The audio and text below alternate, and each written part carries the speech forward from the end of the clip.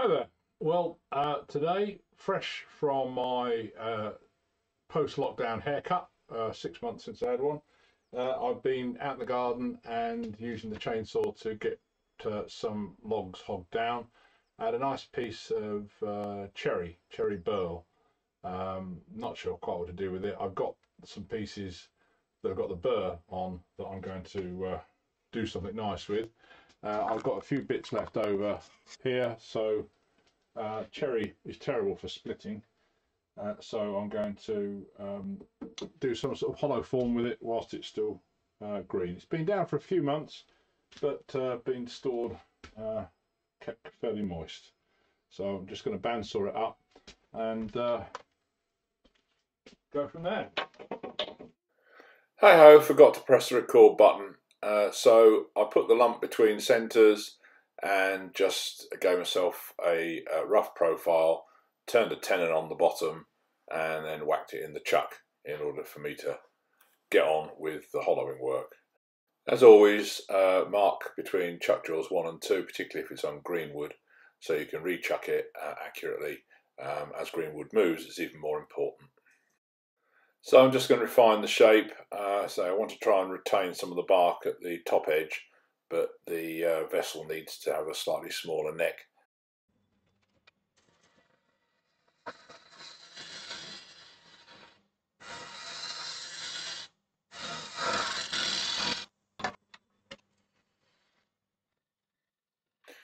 It's still really wet as a piece, and every time I cut a new face I can see through the colour of the wood that it's really still very wet.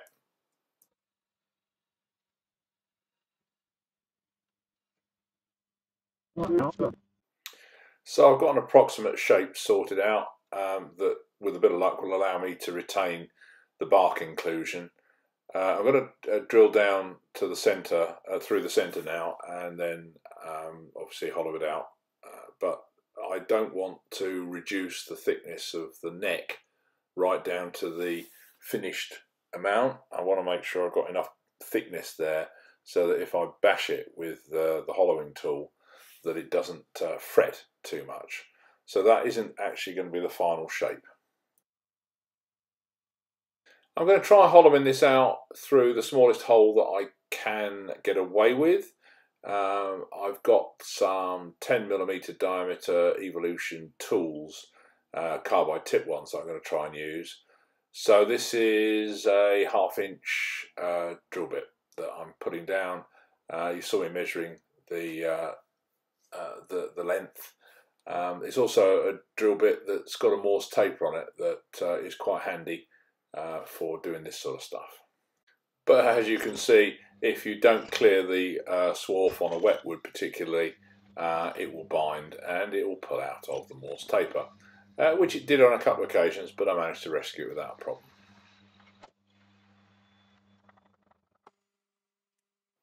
So a quick tidy up of the top face after the drilling, and then turn the lathe head around at an angle and get on with the hollowing. I'm using the Evolution 3/8 inch 10mm probe with the carbide cutter on. That's a cup carbide. I'm doing pull cuts and dragging the material out with the cutter pretty much horizontal.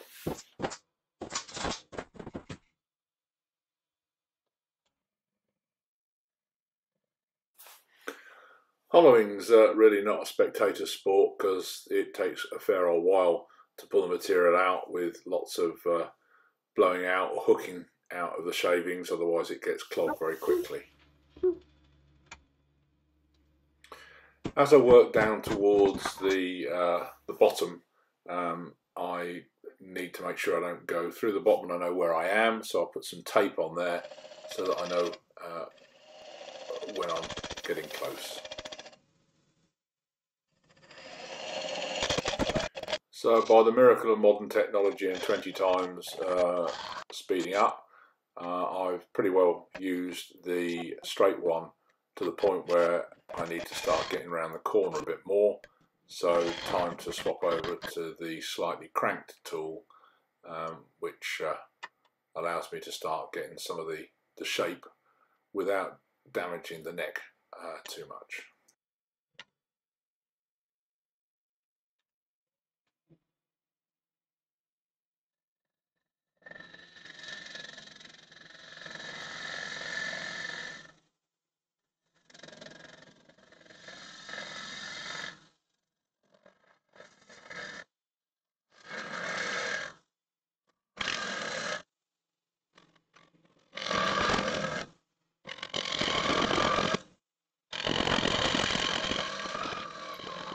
Easy does it as you feed the cranked tool in.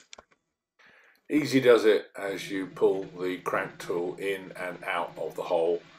It's very easy as you get deeper and deeper in to accidentally catch that tip, and your nice small hollowing hole suddenly becomes a ragged, horrible mess. Don't ask me how I know.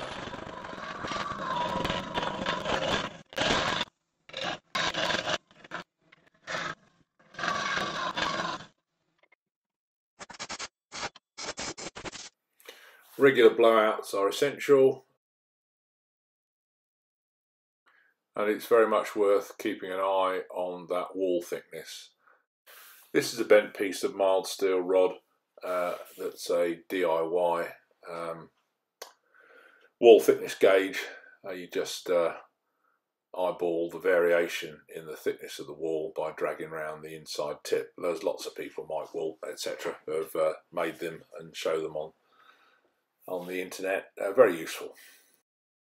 I tend to find that as I'm going deeper in and particularly using the crank tool, that I rotate the head anti-clockwise so that the carbide is in a slightly trailing mode. It makes the cut less aggressive and less likely for the tool to rotate away from you.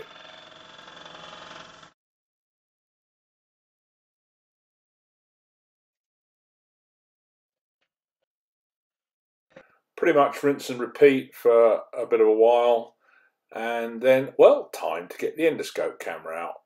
I've managed to get quite a lot of material out, and I'm getting quite a reasonable finish on the inside, I think.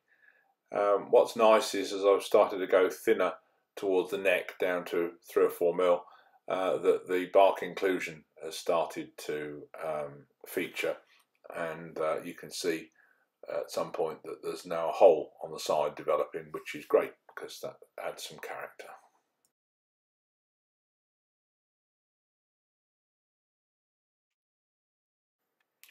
I was finding that the Axminster carbide wasn't cutting as well as I'd like as I go into the undercut, so I've swapped over to the Crown MIDI system with the carbide cutter tip on, which you can get now, and I just stuck the camera down there so you can see a bit of how that's going on.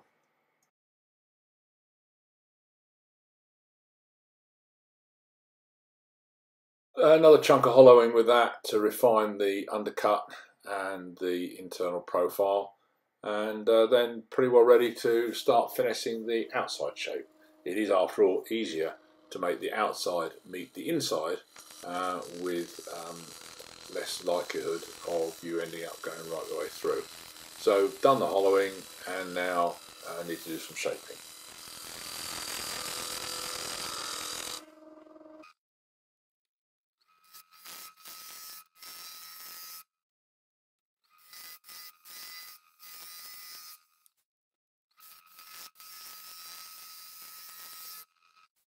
You may recall that I said that I'd left the neck thicker and heavier than it would be in the final form, with the intention of protecting the hole so that it doesn't fret out, and that's what I'm doing now, just reducing that overly thick neck down and creating some sort of profile that might be vaguely pleasing, but I think I'm also going to do some texturing on this.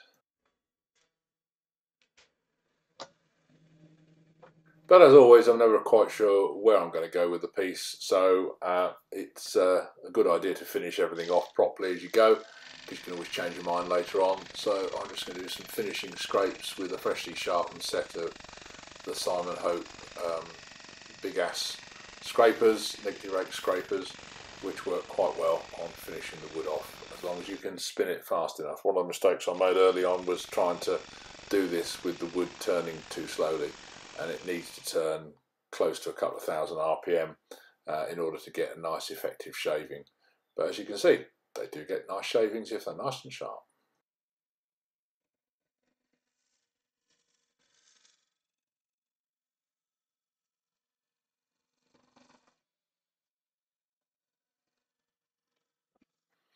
Not too sure about this profile. I think I could have done it better, especially watching the video back afterwards. But hey ho, it is what it is. Then just at this stage, trim up the base so that I've got a smallish foot. The piece is about 4 or 5 mil thick at this stage, so I think I am going to go back and do some texturing.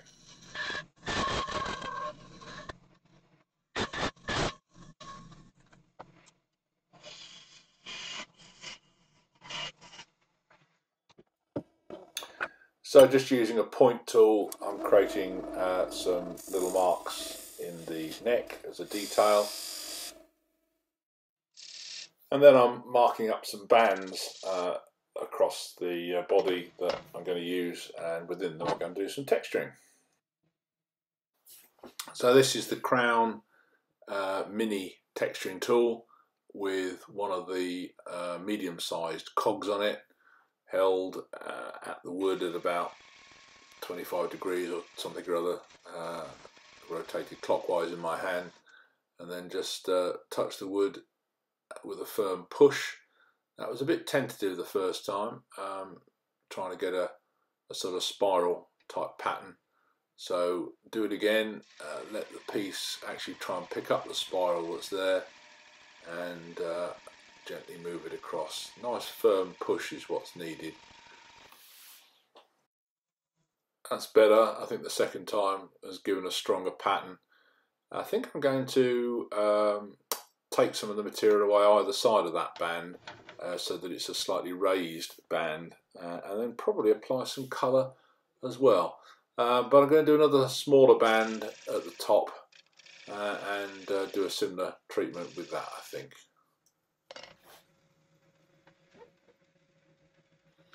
In this case, I'm going to rotate the tool in the opposite direction, about 20 degrees anti-clockwise, so that the spiral type effect goes in the opposite direction. It's a bit of a small band this time, so I probably would have found it easier if I'd made the band slightly wider, but at least I had a reasonably firm push that time. So, as always, never been quite sure of exactly how I'm going to finish the piece off. I'm doing a straight plunge with the cog, so the flat of the cog hits the wood, and that's just going to create a little sort of multiple series of little indents that might help just refine and define the difference between the texturing and the plain wood.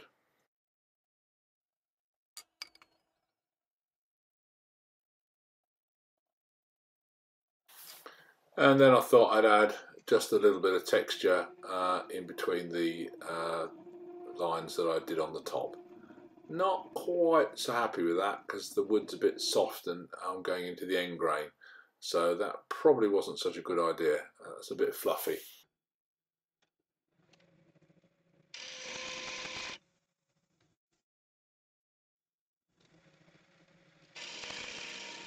Then after another little touch of texture at the neck, I'm just going to define those bands with a point tool, and then take a little bit of the material out in between just to make them raised.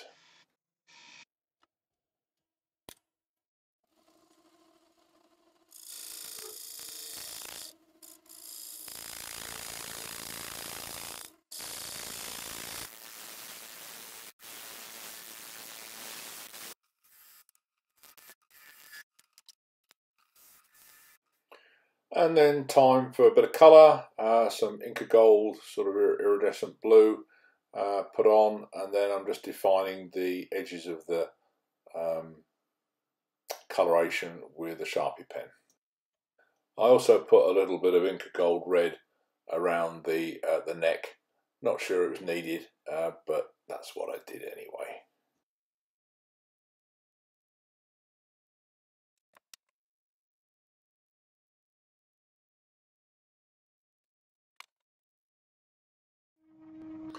And then a few coats of Chestnut's acrylic gloss lacquer. I use the acrylic to avoid using a cellulose based one, which could have mobilised the Sharpie pen die and had it go everywhere. So then just cut off the bottom and finish it off by hand off the lathe.